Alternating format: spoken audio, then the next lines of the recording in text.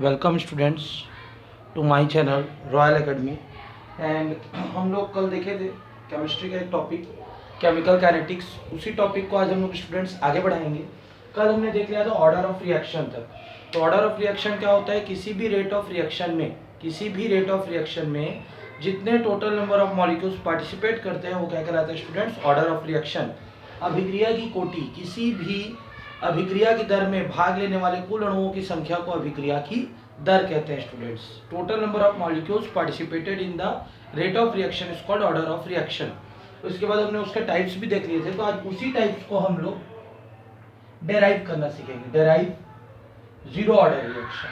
हम लोग आज जीरो ऑर्डर रिएक्शन को डेराइव करना सीखेंगे स्टूडेंट्स। तो इसको डेराइव करने के लिए या डिटरमाइन करने के लिए शून्य कोटि की अभिक्रिया जो होती है, इसको अगर हम लोगों को क्या करना है? डेराइव करना है या इसका मान निकालना है। तो इसके लिए जनरली दो मेथड्स हम लोग प्रीफर करते हैं। कितने मेथड्स प्रीफर करते हैं? टोटल दो मेथड्स प्रीफर करते हैं। पहला क्या होता है? एक होता है आपका ग्राफिकल मेथड। क्या होता है? Graphical method. और एक होता है इंटीग्रेशन मेथड। तो हम लोग देखेंगे इंटीग्रेशन मेथड में जीरो ऑर्डर रिएक्शन को डेराइव करना। तो सबसे पहले हम लोग क्या करते हैं? कंसीडर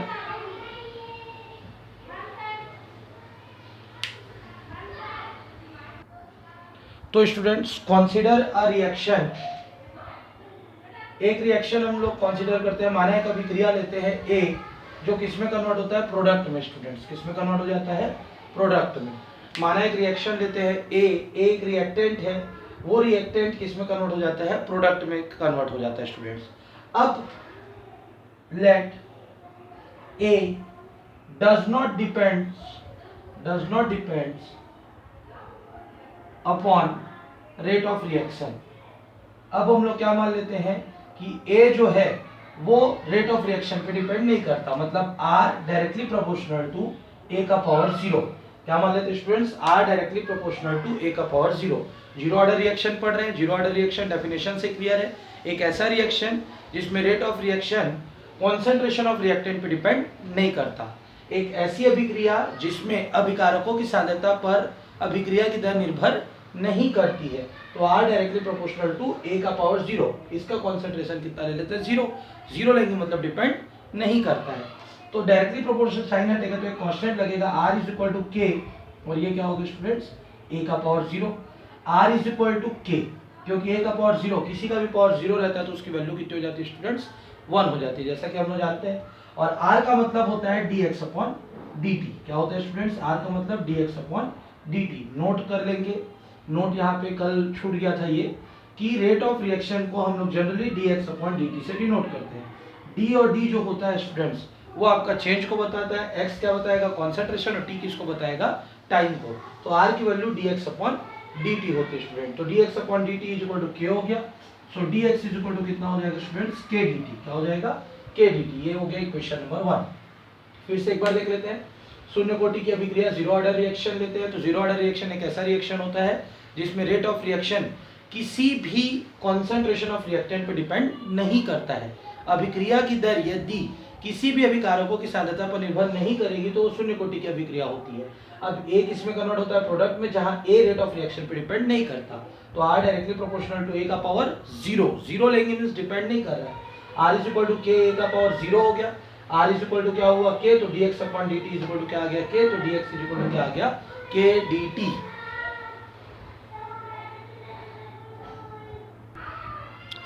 अब के डी टी के आगे देखेंगे तो दोनों साइड को अपन इंटीग्रेट कर देते हैं, ये डी एक्स और इंटीग्रेशन साइन के डी टी।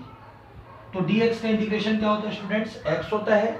के आपका कांस्टेंट है। टी का इंटीग्रेशन क्या होता है? टी। बट एक कांस्टेंट क्या जोड़ना पड़ेगा? C, because we do not have limit. हमारे पास लिमिट नहीं है स्टूडेंट। लिमिट नहीं होने के कारण dx का इंटीग्रेशन x हुआ, k कांस्टेंट बाहर निकल गया, dt का इंटीग्रेशन t हुआ, और एक कांस्टेंट क्या लग गया स्टूडेंट? c। जनरली आप याद रखेंगे इंटीग्रेशन साइन dx रहता है तो इसका मतलब होता है x, इंटीग्रेशन साइन 2dx रहेगा तो इसका मतलब हो जाता है 2x स्टूडेंट्स। तो उसी तरीके से dx का इंटीग्रेशन x हो गया, k कांस्टेंट है, dt का इंटीग्रेशन क्या हो गया? t प्लस c क्या हो गया? बाहर हो गया स्टूडेंट्स। ये हो गया equation number 2। Now at initial stage, प्रारंभिक अवस्था में स्टूडेंट्स, कौन सी अवस्था में? प्रारंभिक अवस्था में, तो प्रारंभिक अवस्था में अगर देखेंगे तो इसका कॉन्सेंट्रेशन क्या होगा, A इज इक्वल टू क्या होगा मान के चलते हैं 0, A की वैल्यू क्या होगी मान के चलते हैं 0, ठीक। A की value 0 means x is equal to क्या ले लेते हैं 0, तो टाइम भी क्या रहेगा 0, t is equal to 0 time पर x की वैल्यू कितनी थी 0 थी। प्रारंभिक अवस्था में t बराबर 0 समय पर x की वैल्यू क्या थी 0 थी। ये दोनों वैल्यू को उठा के जब यहाँ पुट करेंगे तो 0 is equal to k into 0 plus क्या आ जाएगा c, 0 इज इक्वल टू क्या हो जाएगा c, तो c की वैल्यू कितनी आ गई स्टूडेंट 0। c का वैल्यू इक्वेशन 2 में पुट करोगे तो x इज इक्वल टू क्या आ जाएगा kt प्लस 0, तो x इज इक्वल टू कितना आ गया kt आ गया स्टूडेंट्स, क्या आ गया x is equal to kt, या k इज इक्वल टू क्या लिख सकते हैं हम लोग x अपॉन t राइट कर सकते हैं स्टूडेंट्स, x अपॉन t। ये आपका हो गया जीरो ऑर्डर रिएक्शन के लिए वैल्यू। हम लोगों ने क्या किया यहाँ पर तक निकालने के बाद x is equal to t is equal to 0 time पर x is equal to 0 value ले ली, ये दोनों वैल्यू को इक्वेशन नंबर 2 में पुट कर दिया तो c की वैल्यू 0 निकल गई। c एक कांस्टेंट है स्टूडेंट्स, ये इंटीग्रेशन कांस्टेंट है, समाकलन नियतांक क्या है इंटीग्रेशन कांस्टेंट स्टूडेंट्स। अब इसकी जब वैल्यू निकली तो हमने क्या किया c की वैल्यू निकालने का इक्वेशन 2 में वापस पुट कर दिया तो हमारे पास k की वैल्यू क्या आ गई x अपॉन t आ गई students. Is it clear students everyone? Okay, इसी से रिलेटेड हम लोग अगला टॉपिक देखते हैं, इसको आप लोग प्रॉपर्ली नोट कर लेंगे। इसी जीरो ऑर्डर से रिएक्शन से रिलेटेड एक दूसरा टॉपिक देखेंगे स्टूडेंट्स, उस टॉपिक को बोलते हैं, ये सभी में आएगा जनरली, जो अभी मैं टॉपिक आप लोग को पढ़ाने जा रहा हूँ, ये जितना भी हम लोग डेरिवेशन करेंगे इस चैप्टर में सब में आएगा। Half life time period, half life time period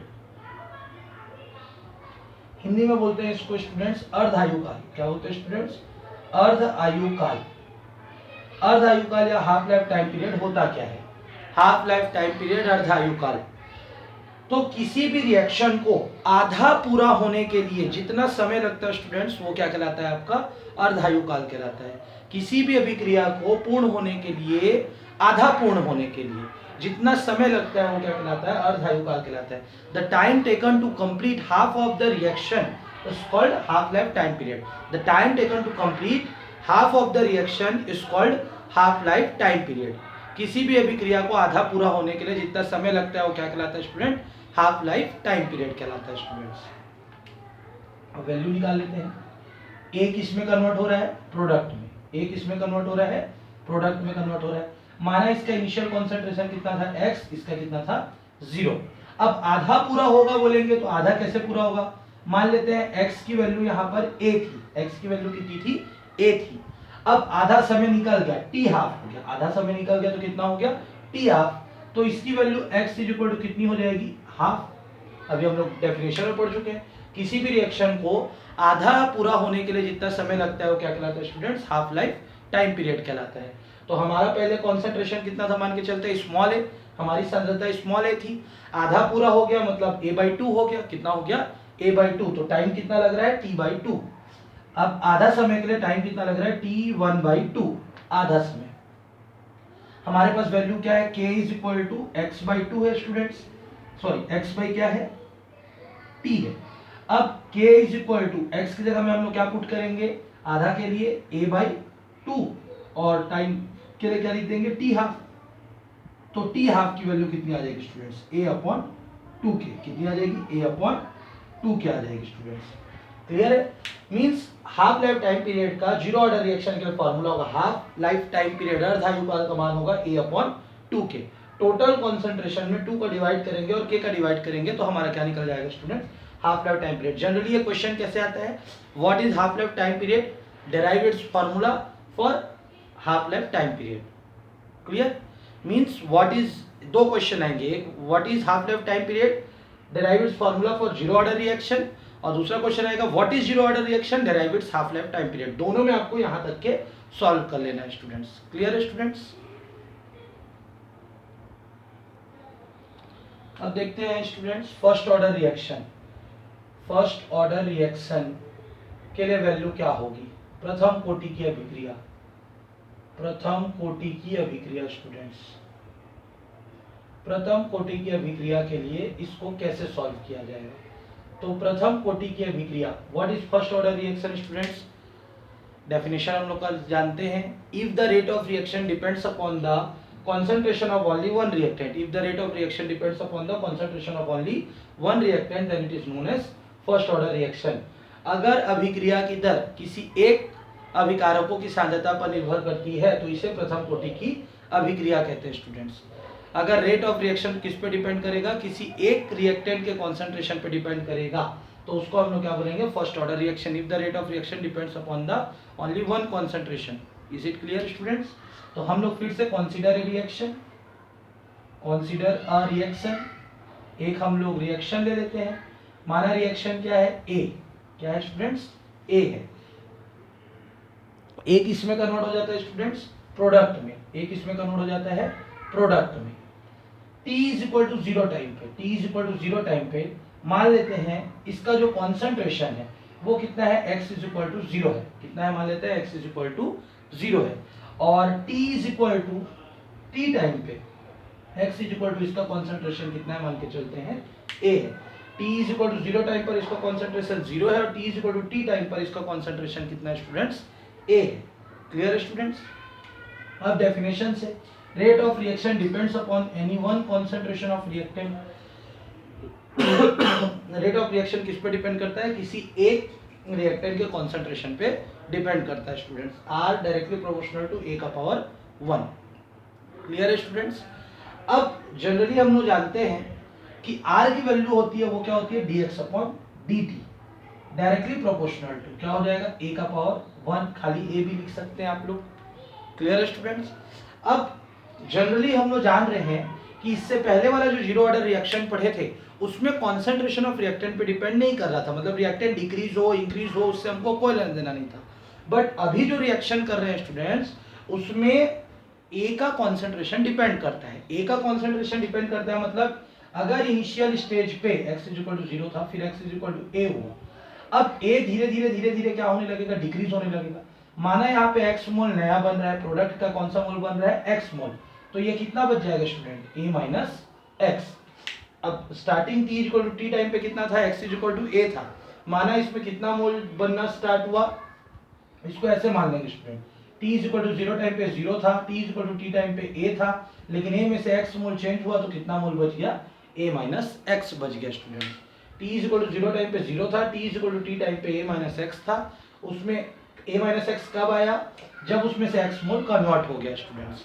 बीच में स्टार्टिंग में इसको ऐसा ले लेते हैं, t is equal to 0 time पे a था, अब t is equal to T time पे x मोल कन्वर्ट हुआ तो क्या आ गया स्टूडेंट्स, a माइनस एक्स। अब चूंकि a से वैल्यू क्या हो रही है, डिक्रीज हो रही है, इसलिए यहाँ पे कौन सा साइन लेना पड़ेगा स्टूडेंट्स, माइनस साइन। तो minus dx upon dt is equal to k और ब्रैकेट में क्या आ जाएगा स्टूडेंट्स, a माइनस एक्स। इस वैल्यू को यहाँ पे पुट कर देंगे स्टूडेंट। अब ये क्या हो जाएगा, minus dx upon a minus X is equal to कितना हो गया स्टूडेंट्स, k dt को इधर लेगा, a माइनस एक्स को इधर लेगा स्टूडेंट्स। अब अगर हम लोग इसमें इंटीग्रेट करते हैं, integration sign dx upon a minus X is equal to k dt, integration sign dx upon a minus X का क्या होता है students, log a minus X. क्या होता है students, log a minus X is equal to क्या हो गया स्टूडेंट्स, यहाँ पे kt, क्या हो जाएगा, kt, k बाहर और dt का इंटीग्रेशन t प्लस एक कांस्टेंट क्या लगा देंगे स्टूडेंट, c लगा देंगे। क्लियर है स्टूडेंट्स? फिर से एक बार देख लेते हैं, एक बार स्टार्टिंग से ही देख लेते हैं। एक रिएक्शन एक कंसीडर करते हैं जो प्रोडक्ट में कन्वर्ट होता है, t is equal to 0 time पर इसका कॉन्सेंट्रेशन a था, t is equal to T time पर इसका कॉन्सेंट्रेशन a माइनस एक्स हुआ। क्यों हुआ, क्योंकि x मोल कन्वर्ट हो गया। अब r की वैल्यू डायरेक्टली प्रोपोर्शनल है किसी एक कॉन्सेंट्रेशन के, a का पावर 1 हो गया। r की जगह में dx अपॉन dt ले सकते हैं, लेकिन चूंकि क्या कम हो रहा है, रिएक्टेंट की वैल्यू डिक्रीज हो रही है, इसलिए इसमें कौन सा साइन लेना पड़ेगा, minus sign, directly proportional to a की वैल्यू a माइनस एक्स लिख दिए, ट्रांसफर किए, x x एक तरफ, k dt एक तरफ, दोनों तरफ इंटीग्रेशन कर दिए। Integration sign dx upon x का वैल्यू होता है log x, ये log है, इसको नेचुरल log बोलते हैं। क्या बोलते हैं, 1 और n लिखते हैं, इसको बोलते हैं नेचुरल लॉग, प्राकृतिक लॉग बोलते हैं स्टूडेंट्स। अब ये वैल्यू आ गई, क्लियर हो गया स्टूडेंट्स। अब इसमें लास्ट पॉइंट पे अपने को करना क्या है, लास्ट पॉइंट में हमारी वैल्यू रहेगी, ये हो गया इक्वेशन नंबर 1। अब at t is equal to 0 time पे x की वैल्यू 0 थी, क्योंकि यहाँ पर तो कुछ भी चेंजेस नहीं हो रहा था। t is equal to 0 time पे x की वैल्यू कितनी थी, 0 थी। इन दोनों वैल्यू को जब पुट करेंगे तो minus log a minus 0 minus log A minus zero is equal to क्या आ जाएगा, K into zero plus C. Minus log A is equal to कितना आ गया स्टूडेंट, सी आ गया। Minus log A is equal to कितना आ गया, सी। मतलब सी की वैल्यू लॉग ए आ गई स्टूडेंट। सी की वैल्यू को जब यहाँ पुट कर देंगे तो ये कैसे दिखेगा, minus log A minus X is equal to K T minus log A. C की जगह में हमने क्या पुट कर दिया, लॉग ए पुट कर दिया स्टूडेंट। माइनस लॉग ए को इधर ट्रांसफर कर दो, क्या हो जाएगा, A minus X plus log A is equal to क्या हो गया, के टी हो गया स्टूडेंट्स। दोनों में क्या कॉमन है, देखो लॉग का formula log A minus log B, तो क्या फॉर्मूला होता है, log A upon B is equal to K T. ये जनरली आप जानते हैं स्टूडेंट्स कि log a minus log b की वैल्यू क्या होती है, log a अपॉन b होती है स्टूडेंट्स। अब ये log क्या है आपका, नेचुरल log है। नेचुरल log को किस में कन्वर्ट करते हैं, आर्टिफिशियल log में। किस में कन्वर्ट करते हैं स्टूडेंट्स, आर्टिफिशियल log में। तो कितने का मल्टीप्लाई करते हैं, 2.303 का। कितने का मल्टीप्लाई कर देते हैं, 2.303 का। तो ये किस में कन्वर्ट हो जाता है, log 10 में। a अपॉन क्या हो गया, a minus X is equal to K T. तो यहाँ पर से k की वैल्यू, फाइनल वैल्यू क्या निकलेगी, 2.303। टी यहाँ पे मल्टीप्लाई हो रहा है, इधर जाएगा तो क्या होगा, डिवाइड। log 10 बेस पे क्या आ गया students, a upon a minus X आ गया स्टूडेंट्स। ये आपका फाइनल आंसर हो गया। तो अभी हमने देखा t is equal to 0 time पर इसका कॉन्सेंट्रेशन a था, इसका कॉन्सेंट्रेशन 0 था। t is equal to t time पर ये x मोल इसका कन्वर्ट हो गया, तो इसमें a माइनस एक्स हो गया। r directly proportional to a का पावर 1 होता है क्योंकि फर्स्ट ऑर्डर रिएक्शन है। अब चूंकि यहाँ पे इसकी वैल्यू डिक्रीज हो रही है इसलिए dx upon dt minus sign ले लेंगे। अब माइनस साइन लेंगे तो क्या हो जाएगा, minus dx upon dt equal to K minus X हो गया। ए एक्स एक्स एक तरफ हो गया और के dt अलग तरफ हो गया। दोनों तरफ हम लोग क्या कर रहे हैं, इंटीग्रेशन कर रहे हैं। अब dx upon a minus X का इंटीग्रेशन क्या होता है, log a माइनस एक्स होता है। और ये के टी प्लस सी बच गया। अब c की वैल्यू निकालने के लिए हम लोग क्या ले रहे हैं, t इक्वल टू 0 टाइम पर x की वैल्यू क्या है, 0 है। यहाँ पर x की जगह में 0 और t की जगह में जब 0 पुट करेंगे तो c की वैल्यू कितनी आ जाएगी, माइनस लॉग a आ गई स्टूडेंट्स। c की वैल्यू को इक्वेशन 1 में वापस पुट कर देंगे तो minus log a minus X is equal to K T minus log a हो गया। माइनस लॉग a को उधर ट्रांसफर कर देंगे तो प्लस लॉग a हो गया। Log a minus log b का फॉर्मूला होता है log a upon b is equal to K T होगा student. 2.303 log 10 a minus X, मतलब नेचुरल लॉग को आर्टिफिशियल लॉग में चेंज करते हैं तो कितने का मल्टीप्लाई करते हैं स्टूडेंट, 2.303 का। और ये के टी हो गया, ये टी यहाँ मल्टीप्लाई में इधर जाएगा तो क्या हो जाएगा, डिवाइड। ये आपका क्या निकल गया, फर्स्ट ऑर्डर रिएक्शन के लिए वैल्यू निकल गई स्टूडेंट्स। अब स्टूडेंट्स फर्स्ट ऑर्डर रिएक्शन का ये हम लोग हाफ लाइफ टाइम पीरियड देखेंगे। हाफ लाइफ टाइम पीरियड कैसे निकालते हैं students, half life time period का जो फॉर्मूला होता है वो फॉर्मूला होता है, हम लोग डेफिनेशन पढ़ चुके हैं अर्धायुकाल।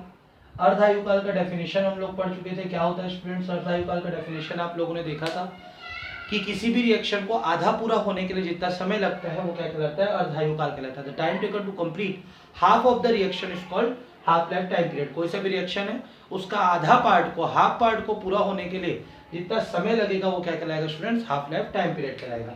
तो इसके लिए हम लोग generally t is equal to T half क्या ले लेते हैं, t is equal to T half. तो x इज इक्वल टू कितना हो जाएगा स्टूडेंट्स, a/2।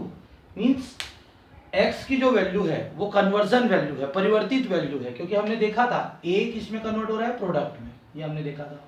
फिर हमने देखा था ये इनिशियल कॉन्सेंट्रेशन ही था, इसका 0 था। यहाँ a माइनस एक्स हुआ तो यहाँ x हुआ। अब यही x वैल्यू अगर a/2 हो जाती है, आधा कन्वर्ट हो जाती है, x की वैल्यू क्या हो जाती है, आधी कन्वर्ट हो जाती है, तो टाइम टेकन कितना लगता है, t1/2, टी हाफ क्या लग जाता है, ये टाइम टेकन टी हाफ लग जाता है स्टूडेंट्स। क्लियर। अगर x is equal to a/2 convert होता है तो t इज इक्वल टू क्या लगता है, टी हाफ लगता है।